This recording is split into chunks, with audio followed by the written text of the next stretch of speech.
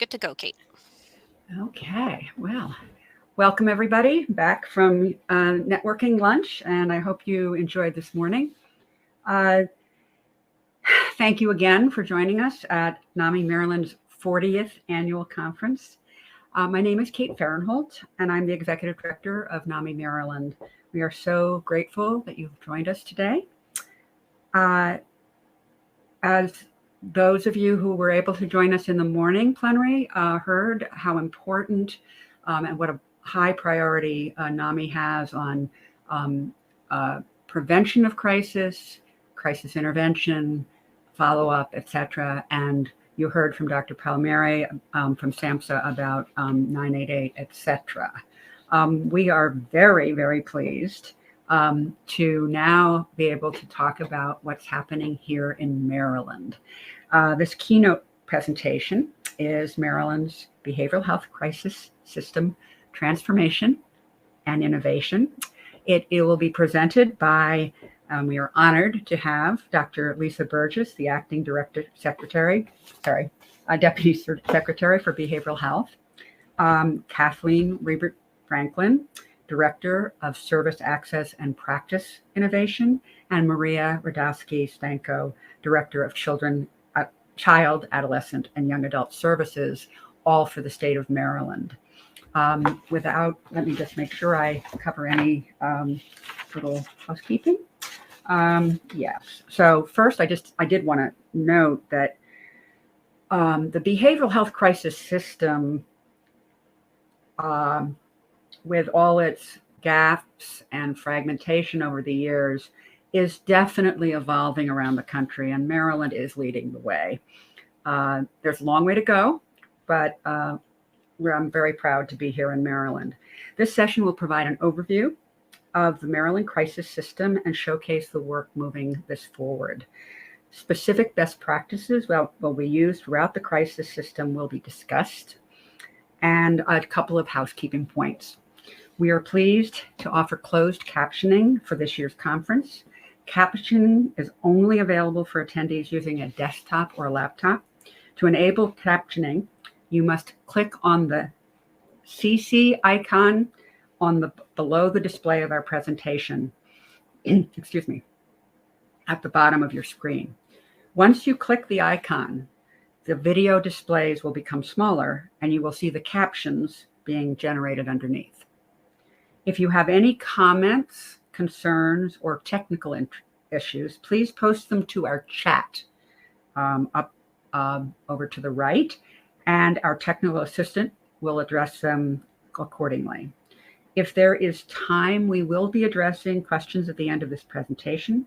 If you have any questions as the presentation continues, please post them to the Q&A set on the right-hand side of your screen. We will be reviewing questions as they come in, and if something in particular is unclear or needs to be expanded, we will certainly ask our presenters after their presentation has concluded. We will also be collecting the questions and will follow up with the presenters afterwards to get additional answers as possible. So please join us in welcoming Dr. Lisa Burgess, Dr. Maria Radowski-Stanko, and Kathleen Riebert-Franklin. Thank you all for joining us today. We are starting with, I believe, Dr. Burgess, and so I am going to go off screen and mute myself.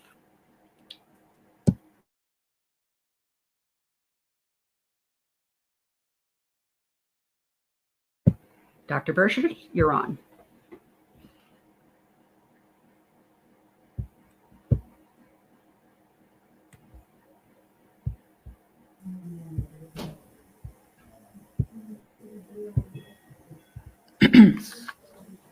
There you are, Dr. Burgess.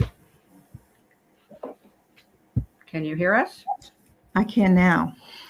Okay, we've been having some technical problems. I really appreciate everybody who's in the audience bearing with us, but also for these wonderful speakers who are working on with some technical difficulties here. Dr. Burgess, you're on. Thank you so much.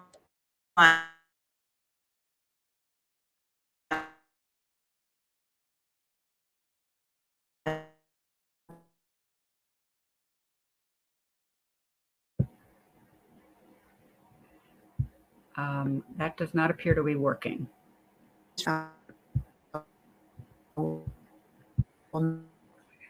Yeah, we're not.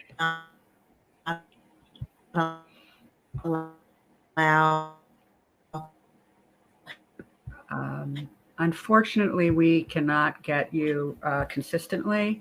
So let's wait another minute, see if we can resolve this. But otherwise, we'll have someone jump in and then get you back on later. So Danielle and others. Yes, we lost Dr. Burgess.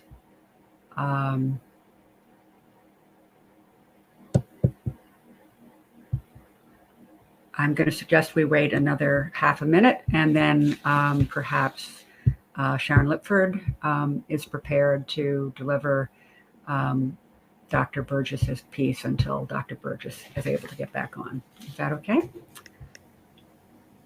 It is. Why don't we keep moving forward, and then Dr. Burgess can pop in. So if you could move to the next slide. What we want to cover today, and just to back up, my name is Sharon Lipford, and I'm with the Behavioral Health Administration. I am the program administrator for crisis system development, and I'll be presenting, as Kate said, with Dr. Maria Radowski-Stanko and Kathy Reber Franklin. So this afternoon, we want to give you an overview of the work of BHA, the Behavioral Health Administration, and talk about the foundation of how we established with many partners, the Maryland Crisis System Work Group. Then we're going to move into discussing the lifespan of the crisis system, and then we'll speak about the 988 launch and integration. And hopefully we'll have some time for some question and answers. So next slide. Next slide. Okay, and next slide. All right, so the Behavioral Health Administration. The mission of BHA is through publicly funded, culturally competent, quality-driven services and supports. BHA works to promote equity, resiliency, recovery, health, and wellness for individuals who have or are at risk for behavioral health disorders, including emotional, substance-related, gambling, mental health disorders. And we strive to improve the person's ability to function effectively within the community. Our vision is to achieve excellent health outcomes and decrease avoidable health disparities for individuals across the lifespan. And we do this by advocating for equity and social determinants of health, to advance the equitable behavioral health system that is seamless and integrated across the continuum of care. Next slide. How do we do this? Well, we work to build community wellness, and our three areas of focus are to increase access to care, which is the capacity of 24/7 crisis services, to expand workforce across Maryland, and to use technology and telehealth and technology platforms to increase access. The second pillar is to improve quality of care, and that's through collecting data, moving towards measurement-based care, expanding cultural and linguistic competencies through trainings, and increasing evidence-based and best practices approaches. We also are working to increase just general integration of care. And then the third pillar is improving coordination of care. So how we do that, we are developing and utilizing integrated systems management approach, and we're expanding recovery supports and services. Next slide. To set the foundation for the crisis system, in February of 2021, the Behavioral Health Administration launched the Maryland Crisis System Work Group. And the purpose was really to reimagine and envision what an integrated comprehensive crisis system would look like. Next slide. So with that, our vision is to create and have access available for crisis services that are 24/7 available across the state. The goal is to serve people across the lifespan, so children, youth, adolescents, all the way through older adults, senior adults. The key components of our crisis system include serving people who have both mental health and substance use needs. And the core foundation includes 3 areas: crisis call centers, mobile crisis teams, and walk-in stabilization centers. Our goal is to treat people and serve people in the least restrictive, most effective, and family-focused, person-focused manner. Next slide. One of our areas of focus, and I'll just hit the pause button here. The Behavioral Health Administration has been funding and supporting crisis services for well over 20 years. Darren McGregor is the director of the Crisis Services Division, and through his office, he has been funding crisis services for many years. The change is really to begin looking at and developing our services in a unified system approach. One of the areas is to expand residential crisis services. And our goal is really to reduce high-cost hospital-level care and to improve linkages for people. So specifically, there are 24 crisis providers across the state of Maryland in 13 jurisdictions.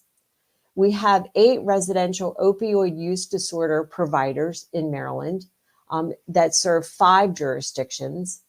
And we already have in place over 254 residential crisis beds. That includes 180 specific for people with mental health disorders, and then an additional 74 crisis beds for people that have opioid use disorders. Next slide.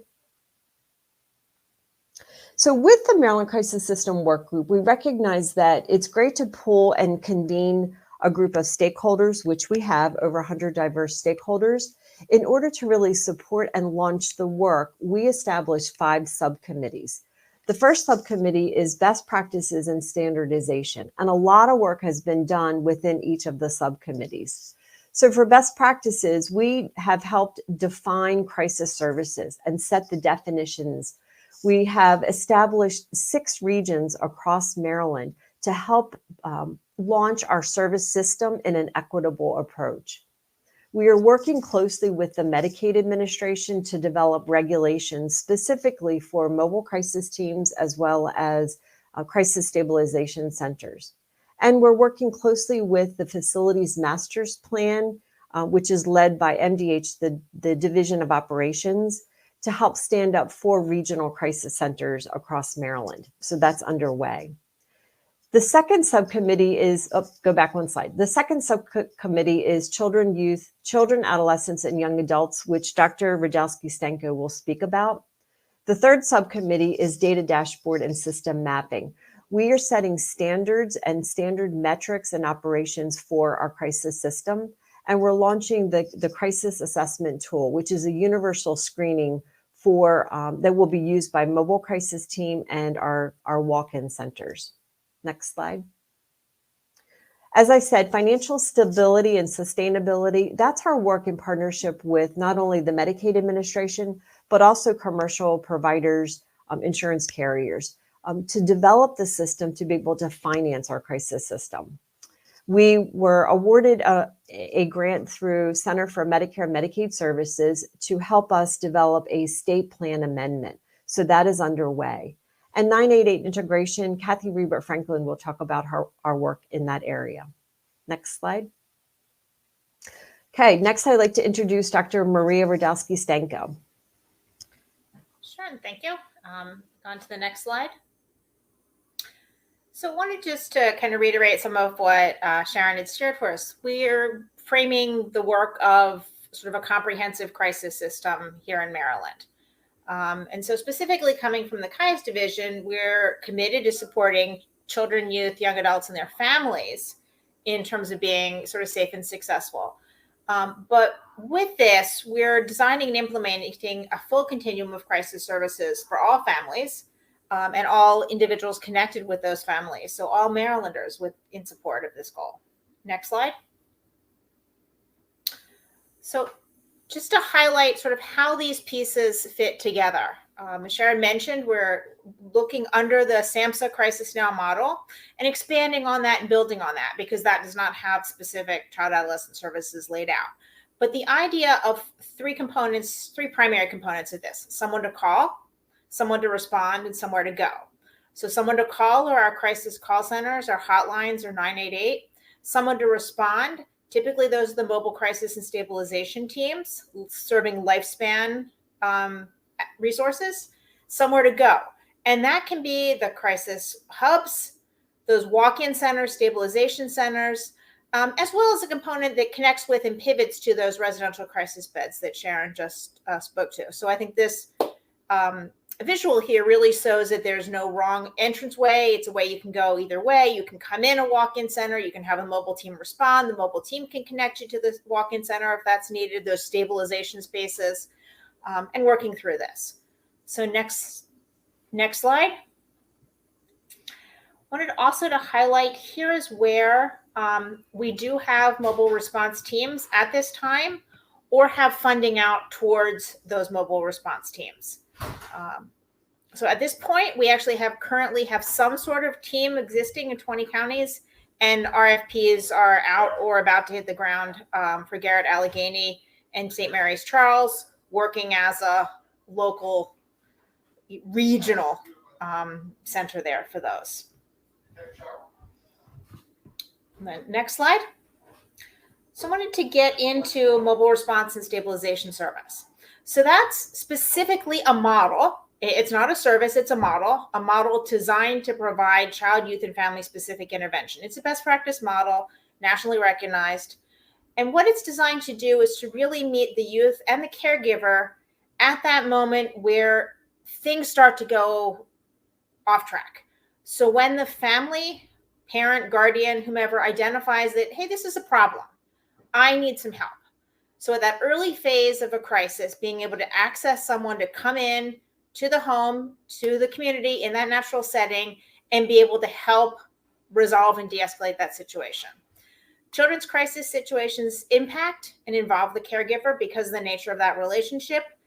And the overall purpose of this, not only in the child space, but across the whole lifespan, is really shifting, again, from those overuse of high-end services to home and community-based interventions. So specifically, before we go on, specifically, CAIAS has been holding bi-monthly statewide quality improvement committee and technical assistance sessions.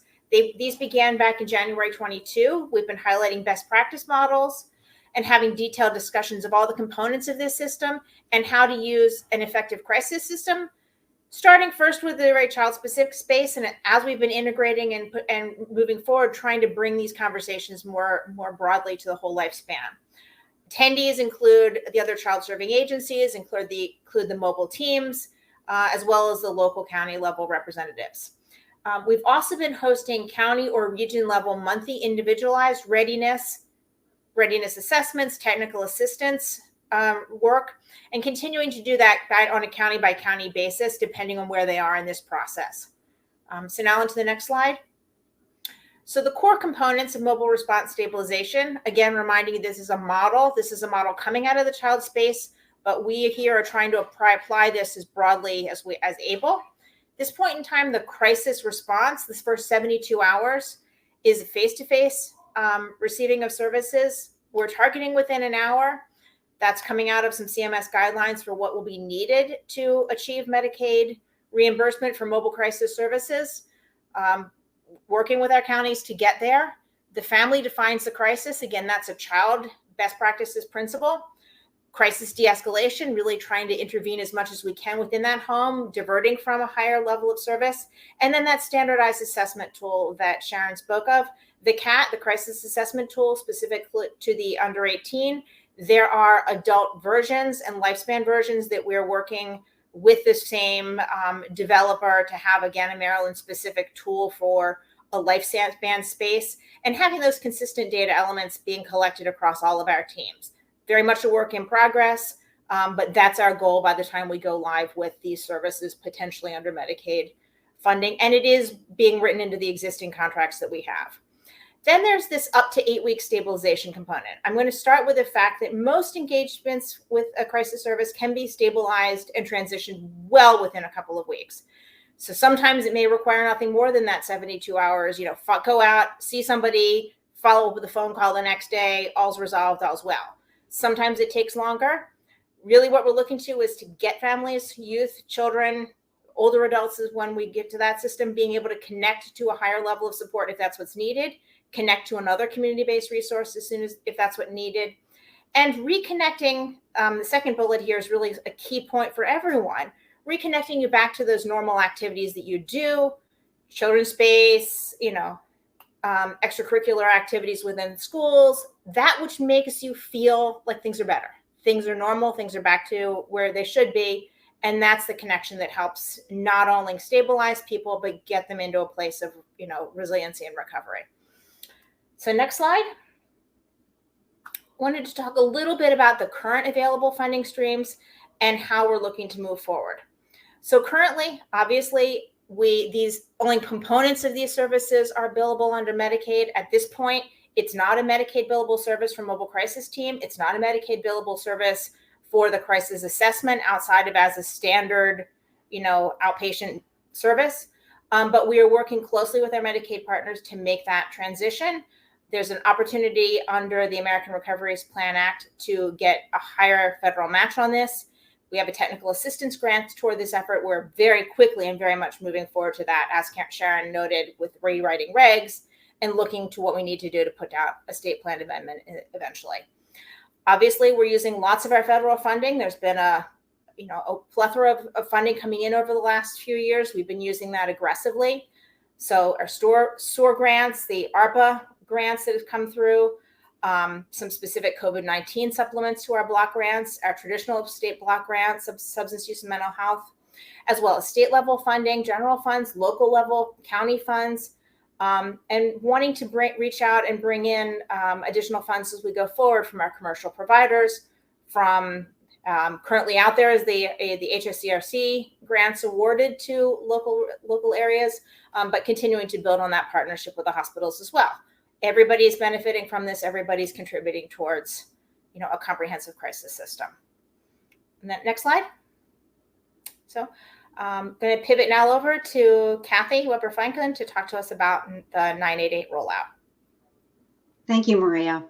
And thank you for having me here. It's a pleasure to talk with you about 988, our status and where we're going. Next slide. So this is an overview of what I'm going to talk about. Next slide. There are some specific areas that I want to cover, but I also want to talk about some general components of 988. As you know, this is a new number for the country as a whole. It replaces the National Suicide Prevention Lifeline. It doesn't replace the services that was offered, but it does offer a new identity in that it is for mental health, substance use, and other behavioral health crises. It's an easy to remember number. There are 8 call centers that are established throughout the state, and they answer calls, chats, and texts 24/7, 365. Next slide. This shows an evolution of how it came to be. You can see that there's been activity around creating 988 since at least 2018. And there's been this development in acknowledgement of how we do need a 3-digit number, that the 1-800 number, although useful, is clunky and hard to remember. And so it did become law in 2020, and we've been taking off since then. Next slide. So when an individual calls, to level set, all calls go to Vibrant, which is a vendor for SAMHSA. And Vibrant routes the calls based on the first 6 digits of the phone number. If the phone is a cell phone and it was purchased outside of Maryland, then that call will go to the call center where the phone is registered, which means it will go outside of Maryland. They are aware, meaning SAMHSA and Vibrant are aware that that is a significant issue, and they're working with the FCC on solving the problem. But at this time, that is the call routing structure as it exists. They, however, also have 2 advantages in this system. It provides centralized and specific lines for people who speak Spanish and for veterans. Next slide. These are Maryland call centers. There are 8 of them in the state, as I mentioned, so they're color coded here, and you can see that that we are showing that there's been an increase in contacts. We know that with the COVID crisis that we have had a lot of stress in our community, and there's been an increase in contacts across the board. When this data was collected, 988 had only been live 2 weeks, so it doesn't really reflect 988, but we believe that these calls will, and chats and texts will increase significantly. We're pleased to see that chats and texts have gone up as well, because that's how we're going to reach our younger population. They're not using the phone so much. But these numbers are significant, and the fact that they've already increased before 988 when operational is telling us that there's a continued and growing need in the community. And now with an easy to remember number, we're expecting volumes to significantly increase. Next slide. So over the course of 2021, and with 988 on the horizon for implementation July 16, 2022, Maryland engaged in a planning exercise that looked at 8 core areas. We created a time-limited work group that developed goals and objectives around these areas. And just briefly, I'm not going to walk through each of them. They have to do with primary and backup coverage 24/7 for calls, chats, and texts. Some states don't have any coverage. Some states have gaps in their coverage. We are fortunate that we already have this. We just needed to fine tune a little bit of our coverage area. We need to work on funding. Traditionally, the federal government had not funded these crisis call centers. They had a direct relationship with them. Maryland was not involved in that relationship. We had 211 Press One that we were using. There was no funding that was coming down from the federal government to support these call centers. So funding to support them has been a large priority, and we have been successful in garnering some funding to support the call centers. Another goal is to answer calls at least 80% of the time, with the intent that we will increase that to 90% of the time within 1 year. So calls are supposed to be answered within a specific time period. If not, then they are transferred back to a national backup call center. And that does not provide the kind of customer service that we want individuals to receive. We want to make sure that the call centers are accredited and provide consistent services, data, and quality improvement. We want to ensure that there is a robust resource database for all the call centers to draw upon. Additionally, we want to make sure that there are connections with mobile crisis and other supports, as was just mentioned by Maria and Sharon. And we want to provide follow-up to specific callers, those who are at high risk of self-harm and not already connected to a behavioral health provider. And finally, we want to make sure that we are engaged in public awareness activities so that people even know it exists. That's sort of point number 1. And I'll talk more about public awareness towards the end. Next slide. So here are key milestones, and I apologize for the alignment. It didn't quite transfer over very well, and it disturbs my sense of organization, but I'll move on. So we launched 988 in July 16th to be exact. In September, we launched a continuous performance quality improvement group, and the call centers increased their staffing. And for future, we need to make sure that the public knows about 988. We make sure our centers are prepared to answer calls, chats, and texts, and we need to collect and use data to improve our system. Next slide. There are some unknowns within our system at this point. I mentioned the geolocation. That's a big one. We need to get that straightened out so that all Maryland callers are routed to a Maryland call center. And there are a couple of issues associated with the federal government, with a unified platform, with specific forms. And then the other unknowns are long-term funding that we are addressing. Next slide. So we have to talk about the integration with crisis services. It is the point of access. Next slide. It is the point of access for many people into our crisis system. It also serves as a key diversion point for individuals in distress. Resources can be deployed to those individuals that makes it so that 911 doesn't get involved. We need to change the narrative. Calling 988 instead of calling 911 depends upon 911 also having protocols to divert callers and to respond with appropriate resources. We initiated a care coordination project where we're working with hospital EDs to discharge patients with behavioral health problems in a timely way and to an appropriate resource.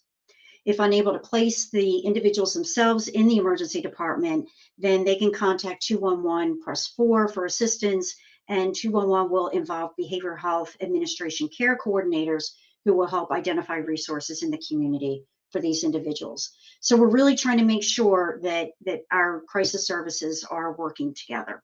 Next slide.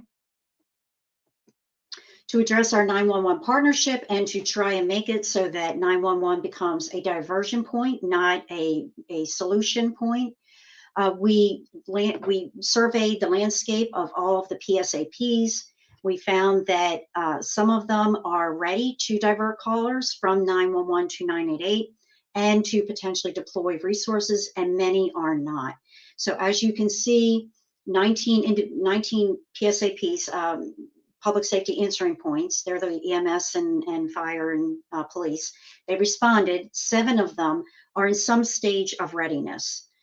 However, that means a lot don't have protocols set up, and we are working with understanding where these jurisdictions are with protocols and being responsive to individuals with a behavioral health crisis. This is a big follow-up point for us, so we will be working with the PSAPs to develop the protocols that are needed to make sure that we minimize the involvement of criminal justice where possible.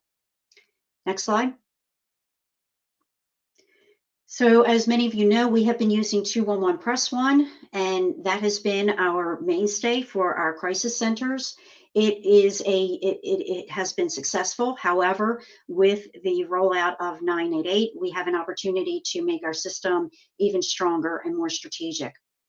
So since we will not be pushing 211 Press One any longer, we are looking to phase out our financial support.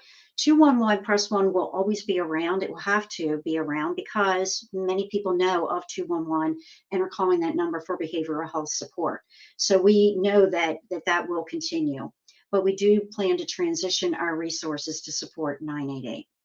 Next slide. I wanted to talk a little bit about our data use and quality improvement strategy. Next slide.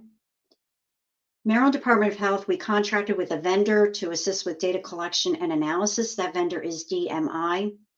We are now finalizing our data points with the call centers and the technology needed to feed the data automatically from the call centers to DMI. DMI's role will then to package that material, review it, analyze it, provide us reports, and to participate in the strategy action that we're taking that is on the next slide. What do we do with data? Well, it has to work for us. That's what we need to make it happen. We've created an evaluation and performance improvement committee. We had our first meeting on September 20th of 2022. It's made up of stakeholders, including call centers, so jurisdictional call center, state level data, calls, chats, and texts will be reviewed for performance against matrix such as call answer rates, length of time waiting for a call to be answered, and so on. And then the group will identify recommendations to improve performance. Once those happen, then the action steps will be reviewed for progress and adjusted as it is necessary, so that we do a continuous quality improvement flow through the action steps. Next slide. So public awareness, we identified this as a core principle. We have to do outreach. This is a busy slide with, I'm sorry, next slide. This is a busy slide with lots of information on it. We've been assisted by many stakeholders, including NAMI Maryland, thank you very much, to help give out the message about the change to 988 and that it is available 24/7, 365. It includes that it serves anyone looking for mental health, substance use, or suicide prevention support. We issued a press release, sent out newsletters and emails to a large number of organizations. And then to assist these organizations in spreading the word, we developed a toolkit. Next slide. This toolkit has contents that are downloadable and printable. They're pre-packaged for distribution to other stakeholder communities. Anyone can download it, anyone can access it, and anyone can print the materials as they desire. The contents of the toolkit are wallet cards, digital ads in English and Spanish, posters in English and Spanish, audio spots in English and Spanish, magnets in English and Spanish, and a flyer on 988 in Maryland. And all of these are available on our BHA website. Next slide. We created a webpage that is specifically for 988 information. It explains 988's purpose, why it exists, and then what to expect when you call 988. We know that sometimes people just don't know what to expect, and that can be off-putting to callers, so we wanted to make sure we got that information in there. Next slide. These are the posters and wallet cards that I mentioned that are in the toolkit. Next slide. Digital ads that can be used by anyone, downloadable by anyone for use at any time. Next slide. More social media messages that are available. And next slide. We put up 5 billboards in Western and Eastern Maryland. They went up in August. We were trying to reach people who are less connected to the internet and streaming services. And the timing also captured beach and vacation traffic. The billboards were put up in, 2 were put up in Frederick, 1 in Wycomico, and 2 in Dorchester counties to try and get the word out about 988. Next slide. And that concludes our formal presentation. Do we have time for questions? You sure do. That was phenomenal. A lot of information. So I'm going to ask that, it's a great presentation. We'd like to ask people to put questions in the Q&A on the right-hand side, or the comments. We'll look at both. And I know there was a lot of, in NAMI, when we do our family-to-family education course, we talk about the feast of facts that we throw at people, and people grab what they need at the time. That was a feast of facts. And so I'm sure that people have some questions. I did put a few questions in the chat for you all. I'm not sure if I can see it. If any of them. You want me to read them? Well, if they're appropriate. Yeah, so you asked about whether we are prepared to ask, how are you working with 911 and police dispatch to ensure consistent handling and transfer of appropriate calls to 988? Absolutely. You know, that's the purpose of the discussions with the PSAPs. I have to say the PSAPs are local. And so, as you know, with any kind of locally run area, agency, division, et cetera, government entity, when it's local, it has to be decided local. And they need to work with their local addictions authorities, their local core service agencies, so that the behavioral health authorities in that locality are assisting with developing those protocols.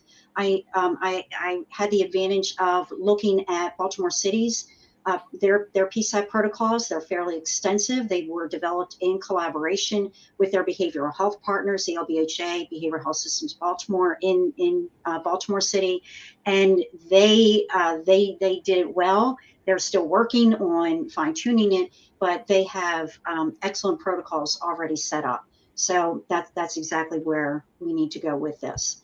So could you define the I know a lot of people know these, but PSAPs, could you just sure. Explain what that is? Public service answering points. So these are the entities that take the 911 calls. Right. So anytime you're calling 911, it goes to a local PSAP, not a state answering service. It goes to a local answering service. And then that jurisdiction sends out the police, the fire, ambulance, whatever is needed. Right. And so those protocols that you're talking about would be trying to have consistent protocols, given that there are local differences and local agencies. I think the protocols need to be complete. I think they need to be comprehensive. They may differ based upon the resources that are in a locality. So we would be looking for completeness, comprehensiveness. We need the locals basically to tell us that this is acceptable given their resources. Some, as Sharon or Maria mentioned, we don't have 24/7 mobile response teams in every jurisdiction. And so they're not going to look the same, but with the resources that they have, are they making the maximum use of what they do have? So just to follow up on that, given that there are not adequate resources, even in terms of mobile crisis, in all jurisdictions, or actually, I don't believe there's fully 24/7 in every, 24/7 sufficient for the population in every area. Where do you see, what's the state doing to expand, to look at how to fill those gaps? Sure. So, I mean, I think the biggest gap filler is that we have 988. And 988 can take a call that doesn't belong with 911, but got to 911. So that's the biggest starting point for all of this. So 988 is used to dealing with callers who are struggling with emotional distress. And they're better prepared to handle it anytime than 911 is. 911 is amazing. They jump in. However, as we know, they're not the most appropriate responder. And so we want to make sure the most appropriate responder gets there. We are building out our mobile response team so that we have more tools in which to respond to callers. So at this point, 988 is the consistency in every jurisdiction. And there needs to be an understanding of when a call goes to 988. So the protocols have to be fairly detailed. They have levels. In Baltimore City, they have levels of when does a call go to 988. This call never goes to 988. For instance, person has a gun and they're planning to shoot their mother. So that would never go to 988. However, then there's level 2, 3, and 4. Level 4, the call always goes to 988. So there needs to be that level of work done in a jurisdiction to make sure the connections are made. And then how do we employ whatever mobile resources are available, whatever walk-ins are available, that becomes the next step. And I would just also add that I'm sure a lot of people know this, but the statistics from call centers are that a huge number of the calls are resolved through the call system. So Right. 70%. That's a good point. The national, through Crisis Now and SAMHSA, they quote that if a person calls a call center, 75% of the calls are resolved at that level. And then if the person is referred to a mobile crisis team, mobile response team, another 60%. So our goal is really to treat people in those first levels of services to divert people from higher levels of care. To address the rest of the funding, I think there was a request put in from within BHA for, wish list. This is what we would need to be able to have the capacity of mobile teams that we're directed, by SAMHSA's Crisis Now calculator that we need. And within that, here's what's, funding that we know is sustainable. Here's what we do have that is sort of gap funding and has an endpoint. So we'll need to meet that gap. And then here's what we don't have in any way, both for the mobile crisis teams, but also for those stabilization center, as a list. And so, there's an estimate of what it is. It's obviously a wish list. So, we can work to fill that. There are other funding streams coming down the pipeline that we can also be working with, and how do we best utilize those? Obviously, the Medicaid reimbursement is a piece of this. It's not everything, but it's a piece. Obviously, anything that's available through HSERC grants can continue to be a piece of this. And likewise, anything we can get from, an all-payer contribution is part of this. So you mentioned, and I'm assuming a lot of people on the call know this, or the presentation, so there's now funding through Medicare for certain crisis services, insurance. That's a great question. So currently, the Medicaid is able to pay for, with state general funds, they help manage crisis residential for substance use only. So we are working closely with Medicaid to establish regulations for residential crisis beds, mobile crisis teams, and the crisis stabilization centers, which would be payable through Medicaid. And the goal is we're looking, projecting that can be completed by July of 2023. Wow. Okay. And I'm sorry, I said Medicare instead of Medicaid. Yeah. Yeah, I assume that. Yeah, that was what you meant. Yeah. Yeah. But Dr. Rajowski-Stenko raises a good point that it is The crisis system, it's complex and it requires braided funding. So we need our Medicaid partners, Medicare, commercial insurance payers. We recognize that state, local, federal grants are all come into the picture to really help braid the services together. And you're certainly at NAMI, we believe that private insurance should be paying for a lot of these services that will then prevent need for some of the services that are so expensive, like the hospital and various other things. So I don't know if you want to make a comment on that or not. I have another question here, but. No, we agree. Yeah. Yeah. Can you quickly discuss geolocation and how that works Yeah. and doesn't work? Yeah, so in our 211 Press One system, we were able to fine tune a geolocation system so that we recognized generally in a general area where a call was coming from, and we use cell tower technology. So a call would ping off of the closest cell tower, which would then tell the system where to direct the call. It would be sent to the crisis center that covers that area, and that technology does not identify an individual where they live. It gives us no idea where that person is at that moment, which can be an advantage and a disadvantage. There's privacy issues and so forth. But it does give us a general area so that we can direct the call accordingly.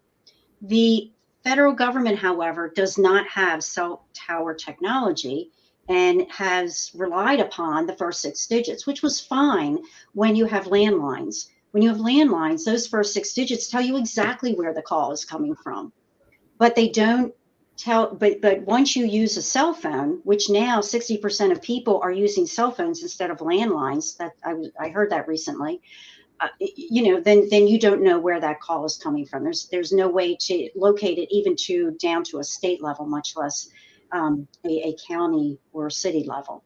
So it's a significant problem, because then if I'm calling I live in Baltimore County. If I'm calling from Baltimore County, my call is going to go to Oklahoma, where I originally got my cell phone. And Oklahoma can transfer the call to Maryland, but you can see the process that someone would be going through while they're hanging on the call with a behavioral health, problem. So that's the issue right now. The FCC has to agree to whatever approach there is. In Maryland, cell towers work great. I don't know that that's a national approach that would work. So they are trying to figure out something. They have talked to us in Maryland about our cell tower technology and how well it works. And so they're interested in that approach. So there may be something to that in the future. So can you clarify if 911, I believe, uses geolocation so that they know where in Maryland the call's coming from. Is that the cell tower technology you're talking about, or is that something different? I don't believe so. I'm not clear on exactly how they track their phone. They use specific locations for necessary reasons. We are not talking about getting down to that level of specificity. Okay. We are talking about a general area. Obviously, you would need the level of specificity if there is an urgent need to intervene in some way. But in general, we just need to know where the best call center is to manage the call. But 911 has a level of technology that we would not be wishing to replicate. That's helpful. And again, I'm looking at some of the questions, but also just to continue that thought, the concern that NAMI has is not that we be able to pinpoint exactly where someone is, but that if we want to connect them with local community services, or not just a crisis team, but actual local services, it's sort of hard if you don't at least have the county. So I gather the cell tower would resolve that. Thank you. Yes. We have a question here. How will this affect the response time of the mobile crisis teams? If the call centers are not in a county, and it's sort of on the same path here. Right. So there are only 8 call centers. They're not in every jurisdiction, and they're not intended to be in every jurisdiction. They're specialized call centers. They are spread out throughout the state. What they have to do is if they get a call from a jurisdiction that they're not located in, they need to set up arrangements with that jurisdiction to deploy those resources as needed. And that happens all the time. There are warm handoffs between the call centers and the local jurisdiction that they are not located within. And those warm handoffs happen regularly because those individuals have to get to another helper, another support system within that local jurisdiction. And that does happen regularly. In terms of a response from a mobile team, that's an arrangement that has been worked out and will continue to be modified as new teams come online.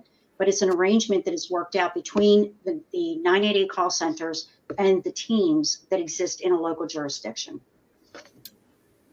And we have, there is a software platform called Care Traffic Control that the HSCRC has provided funding for the GBRICS initiative, as well as Prince George's County, and BHA's provided funding that will stand up this technology that will help with the deployment of, in real time, of mobile crisis teams. And why that's important is it allows you to look across counties and jurisdictions to be able to best match and quickly match a mobile crisis team to the person in crisis. So in Maryland, we are working to stand up and operate really in a regional approach that we cross jurisdictions and we support each other. And I see there's a question about, will the teams, do you know if Medicaid will provide funding for the DSS teams that are just deployed? The Medicaid, the regulations will apply specifically for mobile crisis teams that are funded through the behavioral health, public behavioral health system. Right? I think maybe the question has to do with the MHSS, Mental Health Stabilization Services funding we get from DHS. We are actually going to be getting that funding continuing, plus some additional funding through DHS, and working on the final pieces of an MOU with DHS around using those fundings to support the same systems for everybody. So it does not going to matter going forward if a child is DHS involved, DHS custody, or a general individual working, in the community. Everybody's going to be getting the same service. So at the agency to agency level, we're blending our funding. There's honestly some conversations going on with MSDE around some new initiatives they have to help integrate as well their funding and the tiers of systems, tier 1, tier 2 that are, every student in a school versus tier 3, which starts to pivot into these kind of crisis services. So, we're working agency to agency to blend those resources as well. There's several other questions I had. One is, who trains the crisis operators and how are they evaluated? And I believe you're talking about, you're asking about the 988 crisis. Yeah, I would assume that as well. The crisis centers overall are accredited. So they have to meet basic minimum criteria, and the accreditation requires a certain amount of training that is given to all the call specialists. And they have to go through a training protocol before they can even pick up their first call. So that's part number one. They have to continue their training through the course of their employment in the call center. And we are providing them through some additional funding from the federal government. We're providing them with modules for training on specific populations. So it would be beyond the basic training that they're receiving. So it might be on LGBTQ and youth, specific populations that it would be helpful for them to know about in addition to their basic training. And then the evaluation has to do with evaluation of the call center operations. Are 80% of the calls being answered in 20 seconds or less? Are those calls what percent of calls are being answered in 15 seconds? How many calls are being transferred back to a national line because the call jumped from a primary to a secondary and then back to national because it wasn't answered? So the metrics determine the performance of the call center as a whole, while individuals have to take certain kinds of training to be a call center specialist. So just to clarify, though, I know that last year when the different call centers were being, were talking to all of us, there was not a consistent training that was given to everyone because there were, some were through the National Suicide Crisis Line, and then there were other. Anyway, my question is, my assumption is that we're going to, or there's already now some, the standardized training that everyone who would be answering any of those call lines. So they have to receive training around themes. So how does one answer a call? What does one do when they answer a call? And that training can happen through different organizations that provide training. So they have to be able to check off the boxes. Yes, I got information on how to manage someone who is actively suicidal. That's the sort of training that they would get. That's the standardization. The standardization is it has to track with the required elements that they have to be trained on. In terms of, I mentioned that continuous quality improvement work group that we've just started. That's going to actually be able to drill down and to see where there may be some gaps in training and which centers have those gaps. So right now we just have a universal brush that we cross all centers with.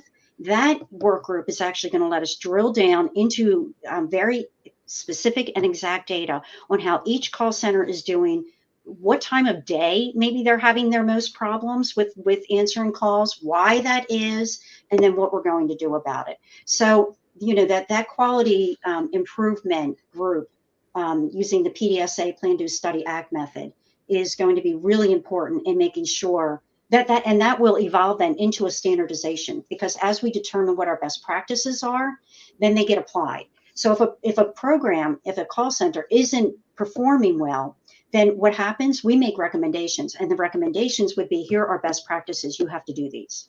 So that's sort of how the process would work. That's a very helpful answer. Another question real quickly, and it's sort of part of a bigger question, which is 988 is a number that's going to resolve a lot of calls. Then you have mobile crisis, yes. But then there's other aspects of all of this, and there's stabilization centers, crisis residential services, all of those kinds of things.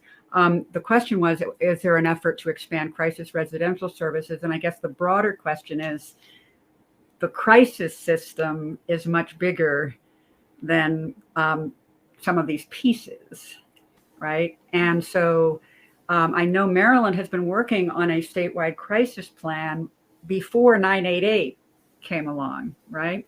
So could you just really briefly, in a couple minutes, sort of tell us where that is? And